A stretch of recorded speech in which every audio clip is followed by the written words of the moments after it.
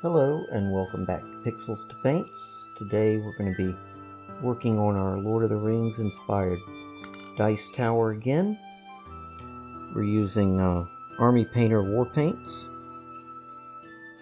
I think I'm going to go with deep gray. We're working on the tower today, so let's get our brushes wet and slap some paint on it.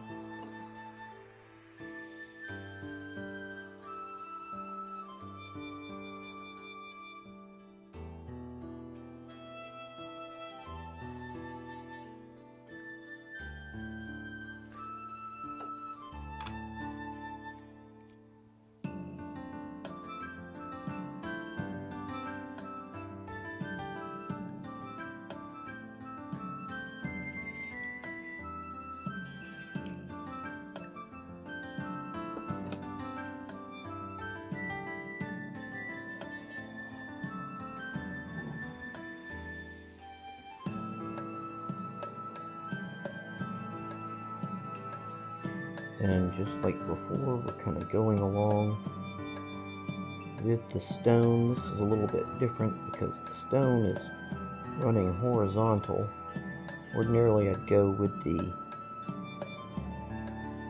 flow of the entire model, but this time to get on all the little nooks and crannies, we've got to go with the grain of the stone, so to speak.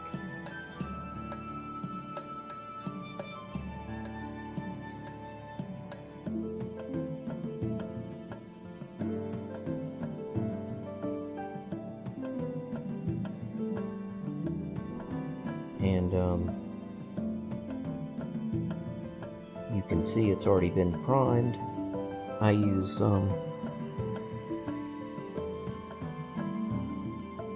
Vallejo primer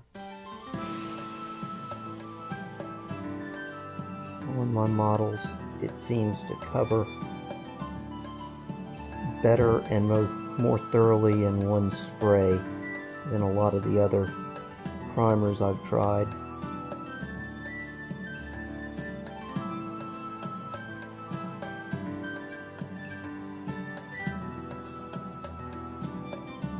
And I really like Army Painter paints. They seem to do really good. I got a little bit on my rock there, but like I said, post painting, all of that can be touched up. So not a big deal. Don't sweat the small stuff.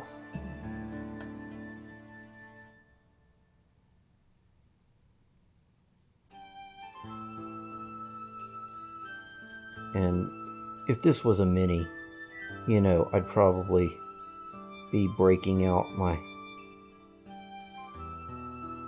zero brush to really get in all the minute details as best I could.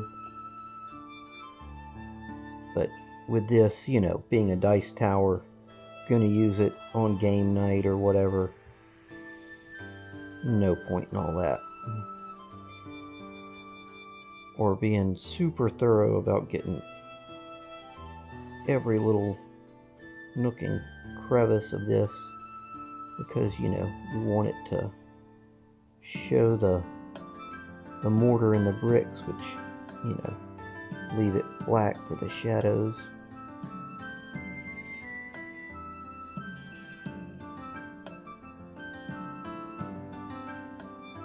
It's kind of nice to paint something I don't have to be so particular about, like when I'm doing my Warhammer miniatures,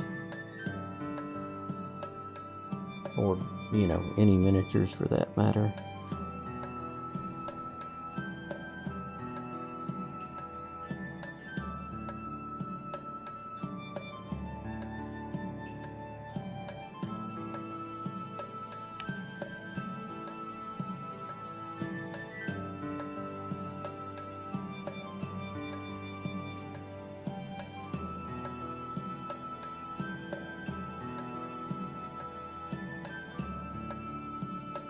And these brushes are pretty cheap brushes. They're not anything fancy. I do have much more expensive brushes. I've got some Age of Squidmar brushes that are absolutely phenomenal. I break those out when I'm doing something, a centerpiece model or something like that. Which, I mean, I guess this kind of could be. I'll do a video one of these days about all of my painting and printing equipment.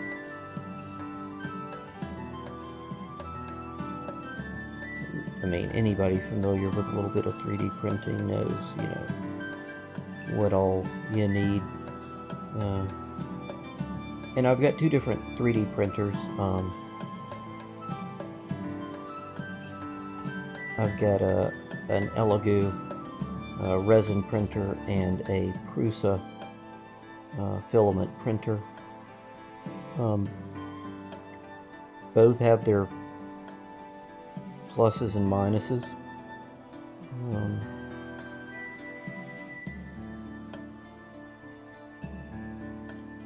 If you're doing larger prints, I'd say a filament printer is better. Yeah, it's just in my personal experience. I'm sure there are people that will disagree, and I'm sure that there are 3D printers that could handle, you know, prints bigger. But I've printed some fairly large pieces on the filament printer. I printed a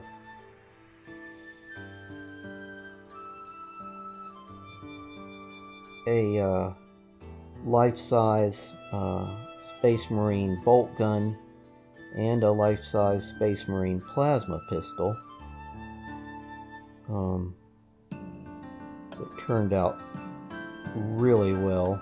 I'll put those on the channel one of these days. And then I've also got a y'all know I love Monster Hunter. I've got I'm sure it's 7 feet long. It's a 7 foot long insect glaive from World. It's the LOTR insect glaive.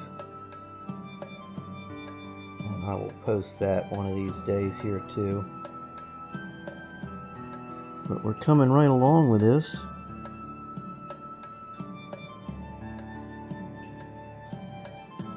And like I said, it's nice to paint something that I don't have to be so super precise on or have to worry about getting every little brick and I'm sure at some point my OCD will kick in and I'll be like, oh man, I missed this tiny little spot. I gotta go back in and fill that in. Just the way things kind of go, especially when I'm looking through them, looking through these magnifying lenses. That's another thing. I wear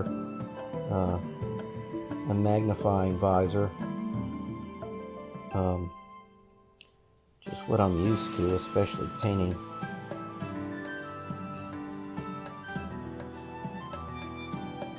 All the minis that I've painted.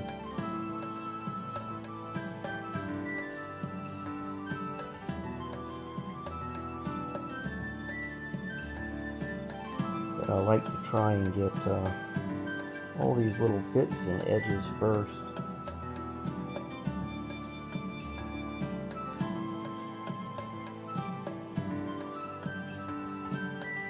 And then just kind of fill in the middle.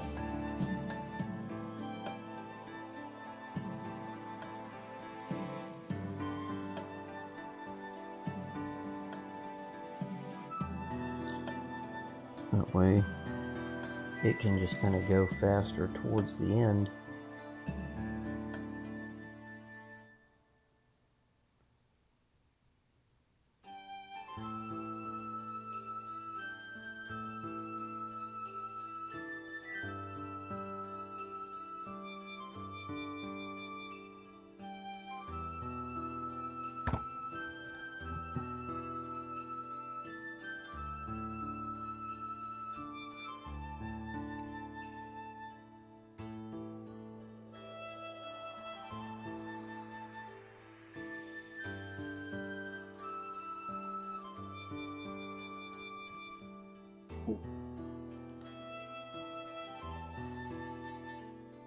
The only bad thing about using these magnification visors is your field of view is extremely limited. So sometimes I'll move my brush a certain way, or just go to relax my hand a little bit, because I do get cramped after a while from doing all these precision strokes.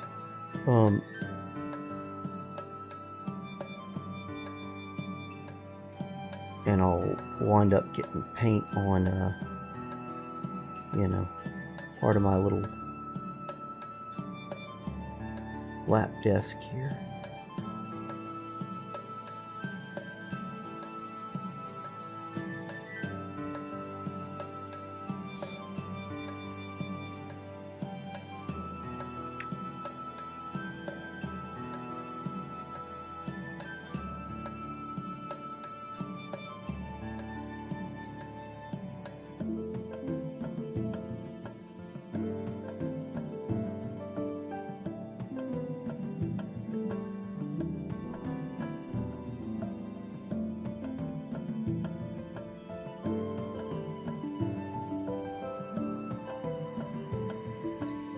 Getting all these fine details at the beginning.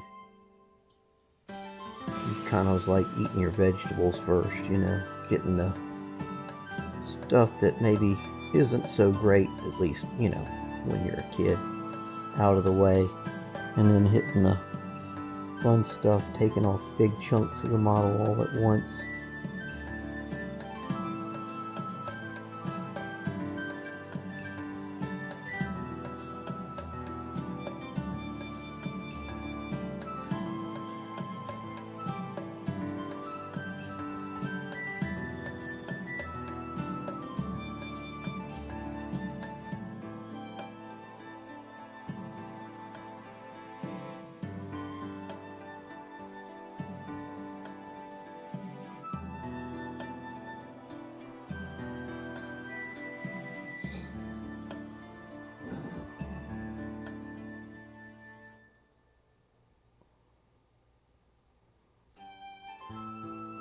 And I haven't decided what I want to do these banners in yet. I'm thinking like a nice deep burgundy red would be really good for them.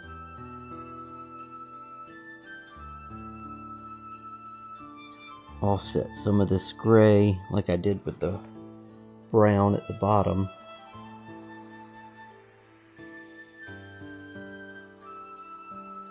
And the windows, I'm not sure if I want to paint them gray. I mean, I'll paint them gray to begin with. But I'm not sure if I want to do like just a little outline of something else around the windows. I don't know. I have to think about it. I used AI to give me some coloring ideas for this. As I mentioned in the first part of this painting this series, and it gave me some good ideas. So like going back in with the airbrush and putting some moss on the stones, giving some weathering to them as well.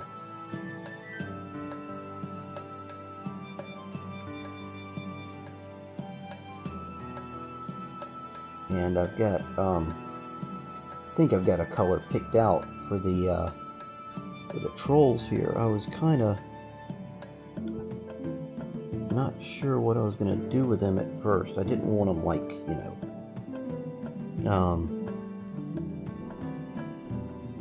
a dark greeny color, but I got this cool one here called Oozing Vomit that I think is going to be a really cool color to do their skin with.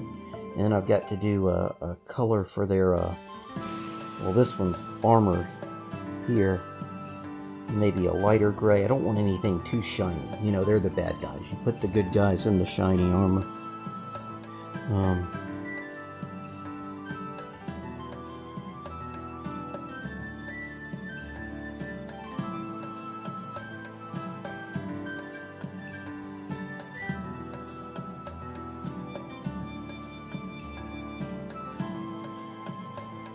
Because there are some knights on this model. They're kind of hard to see. They're pretty small. But you got one standing here on the stairs, and then I don't know if I showed this last time. The base of this thing that catches the dice when you drop them in the tower is this slain troll here, and he doesn't have armor on at all. He's got like a little loincloth, and that's about it. There's another little knight there, and got the spears and the troll, and I'll probably drip some blood. There's a pool right here, a little blood. Get that with a cool blood effect paint that I have, which I don't have out right now, but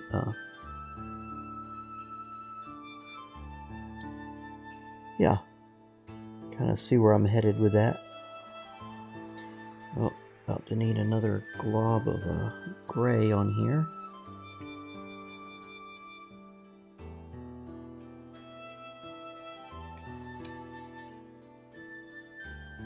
And time to wet the brush again.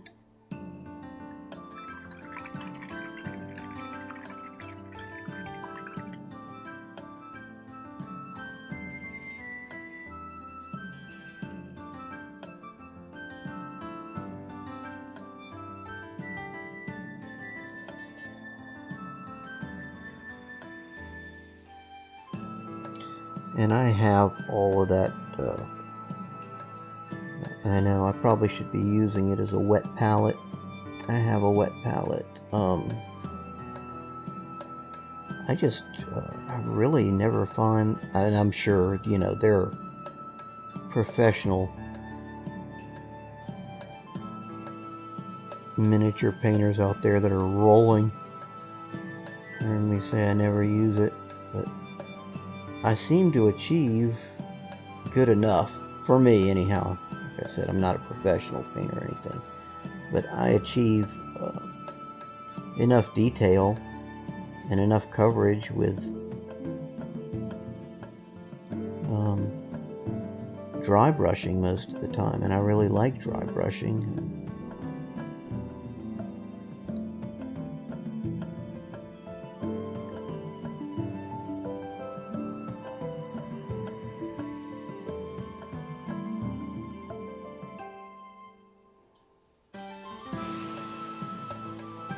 I'll probably get this side of the tower painted and end the video. I'm testing out this new camera that I got. This is a DJI Osmo Nano camera. It's got a nice little clip. Allows me to clip it to the lap desk here.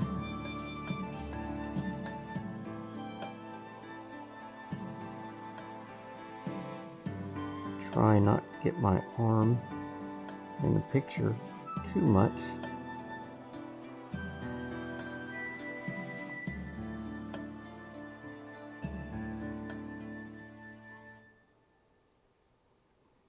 Because of where I've got it placed, but I think it's going to be alright.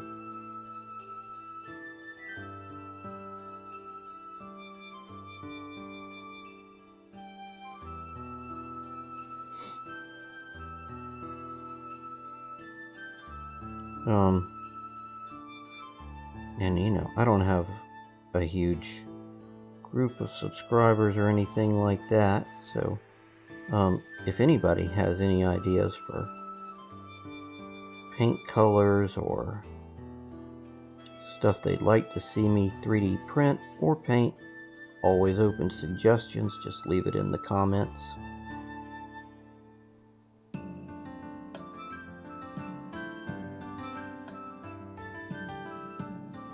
I mean, anything within reason. Don't ask me to... I saw a video the other day that somebody had like 3D printed a life-size anime character, and then like, wow, that's impressive, you know. But not within my capability. I mean, I'm sure it could be done with enough patience and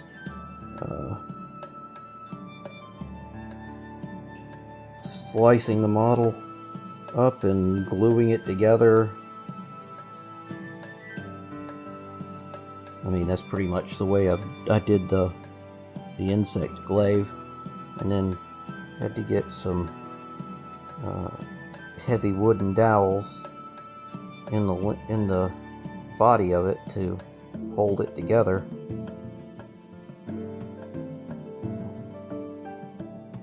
But it turned out very well balanced. I was quite surprised.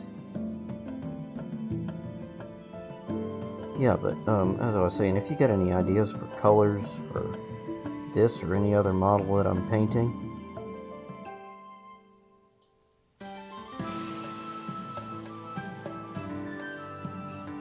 I'm always open to ideas.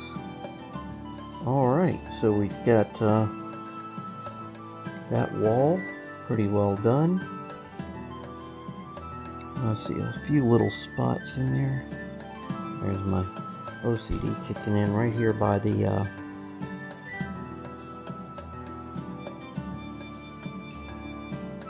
all this exploded wall stuff. I mean, really cool, but man.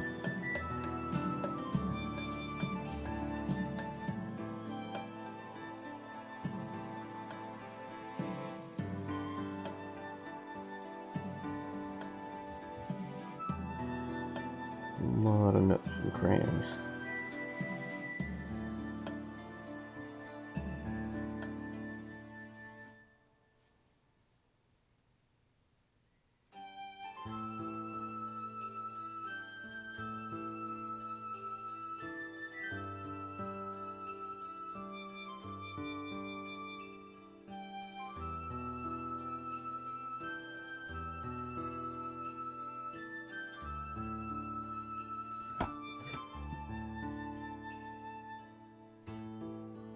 Alright, and there we go. Pretty quick and easy.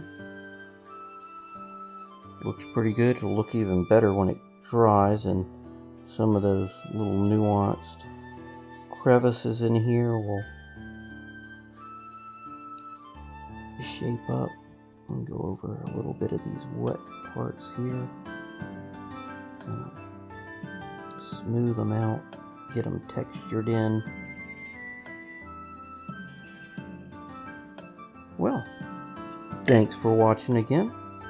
Hope you enjoyed it. And I will see you next time on Pixels to Paints. Thank you.